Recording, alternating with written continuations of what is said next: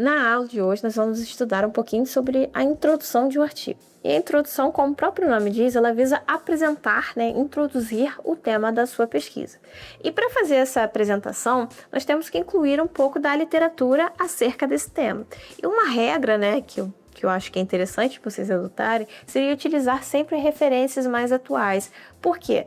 Até pensando na pesquisa educacional, que é a minha área e eu acredito que seja a sua que está assistindo esse vídeo também. A pesquisa está em constante evolução e na educação também está em constante evolução, principalmente pelo advento das tecnologias, e novas estruturas dentro da própria escola, novas descobertas acerca de materiais também. Então é interessante utilizar sempre referências mais novas, para dar um contexto ali daquela literatura que motivou de alguma forma ou que foi a base para que você pudesse desenvolver a sua pesquisa. Uma regra que eu, Adriana, costumo sempre utilizar referências de no máximo até 10 anos atrás, tá bom? Porque já é um intervalo de tempo bem grande, talvez 10 anos seja até muito, algumas revistas pedem no máximo 5, mas eu acho que numa média de 10 anos, referências de no máximo 10 anos atrás, é um intervalo bom para que vocês consigam ter uma boa literatura, tá? Mas tendem a pegar sempre de no máximo até 5 anos atrás do ano que vocês estão desenvolvendo essa pesquisa.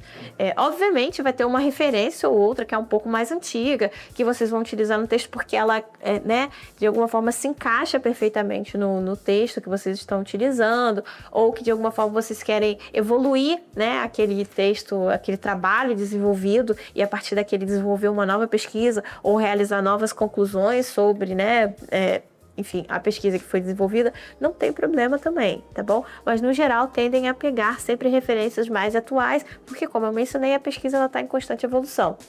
Então, por isso é que é interessante sempre pegar referências mais atuais. E além de apresentar essa contextualização do nosso problema a partir da literatura, a introdução ela também visa justificar a importância do seu estudo. Então, por que o seu estudo, ele merece ser investigado de certa forma? Então, é por isso, que nós temos que também utilizar a introdução para justificar a importância do nosso estudo. Então, qual é a relevância do estudo que vocês estão desenvolvendo? Além disso, na introdução, também visa apresentar o objetivo principal do seu estudo. Então, você vai apresentar ou ele como uma forma de objetivo, ou você vai apresentar a pergunta de pesquisa também, ou você pode apresentar os dois, não há problema também. Mas, no geral, todo artigo científico ele tem que ter uma pergunta norteadora, tá? Então, eu sempre sugiro colocar essa pergunta norteadora na introdução, porque fica de fácil acesso para o leitor, entender qual foi a pergunta que o seu trabalho buscou responder. E isso é extremamente importante, porque como vocês devem já ter assistido a aula de introdução à metodologia científica, ou se não assistiram, vão observar isso lá, a pergunta norteadora, ela vai direcionar todo o caminho que a sua pesquisa vai percorrer, desde o método de coleta de dados, a análise de dados, a apresentação dos resultados.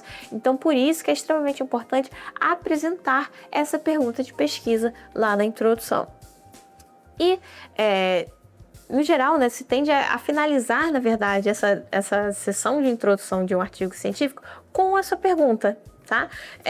Ou com o objetivo, mas no geral tende-se a finalizar com uma introdução de qualidade com essa pergunta de pesquisa. Ou tem alguns artigos também que às vezes eles apresentam a pergunta de pesquisa e o que será apresentado nas próximas sessões de um artigo, do artigo que vocês estão lendo. Também é uma forma de se finalizar a introdução. Mas não tem uma regra específica para isso, tá? Isso, na verdade, é escolha, de pesquisador para pesquisador, mas essa é uma regra que eu, professora Adriana, tendo a ter dentro da minha produção com os meus alunos.